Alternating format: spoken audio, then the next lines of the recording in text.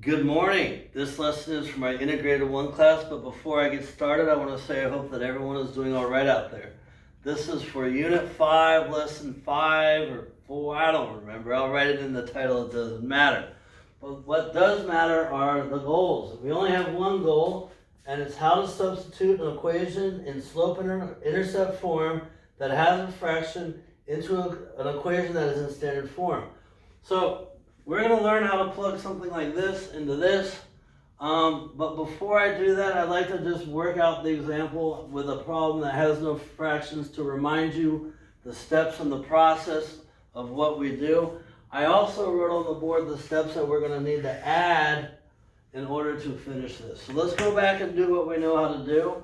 Remember, if I have a value of y by itself, I can replace the y in the other equation with this expression.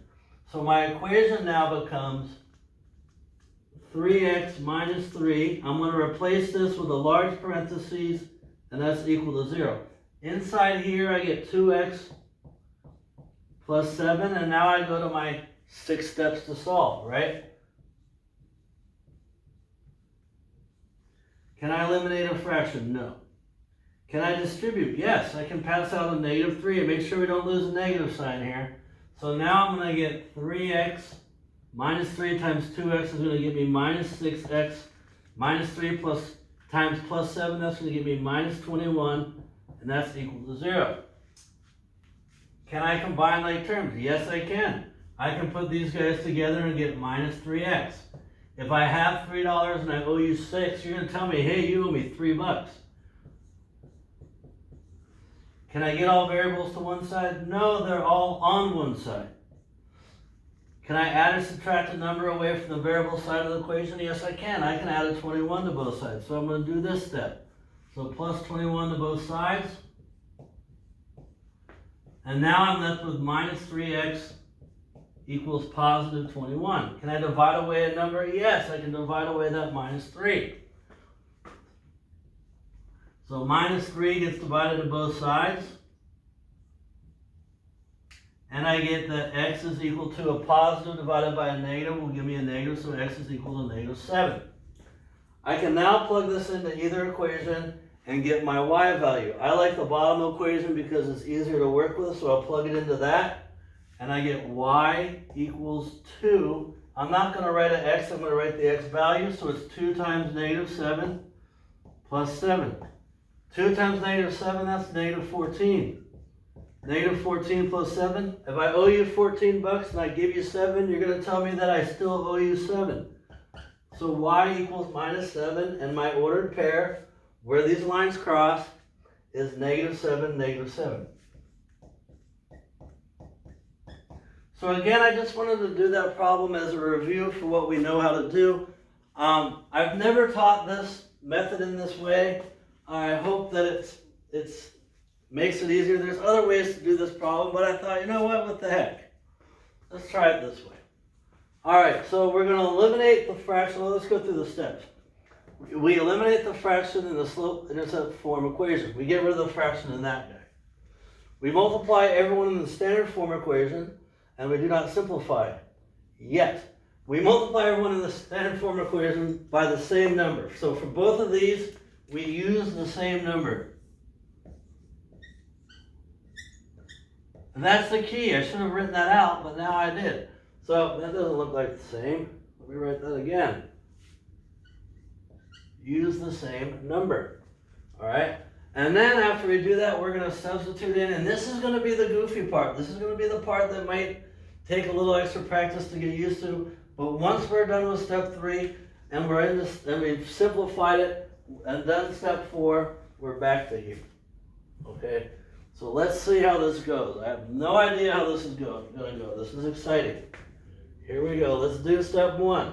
Eliminate the fraction of the slope-intercept form equation. That means I'm going to multiply everybody here by 2. So you get a 2, you get a 2, and you get a 2. I am now left with 2y equals, that cancels, 3x minus 2. All right, I did the first step. using the same number that I multiplied everybody by. I'm going to do that to the second equation, but do not simplify it. All right. Now I'm going to write the 2. We're going to let me work this out. So here I have 2 times 5x plus. Now I'm going to write this one very differently. I'm going to say that this is 8 times 2y, and then this is equal to negative 8 times 2. Notice that I put the number that I multiplied everyone by next to the y. And I'm doing this for a very specific reason. I'm exploiting substitution. Okay?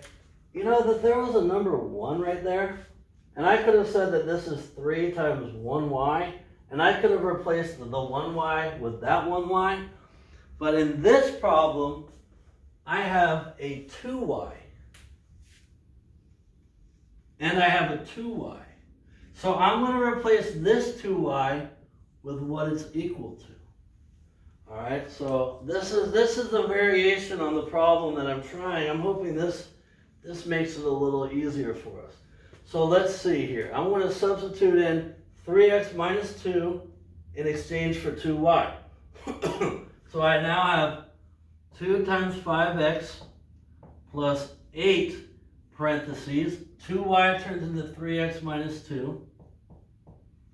And I have equals negative 8 times 2. I substituted in. I did the third step. I should also check off that step, but now I did the third step.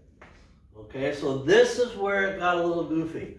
I got rid of the fraction in the slope-intercept form.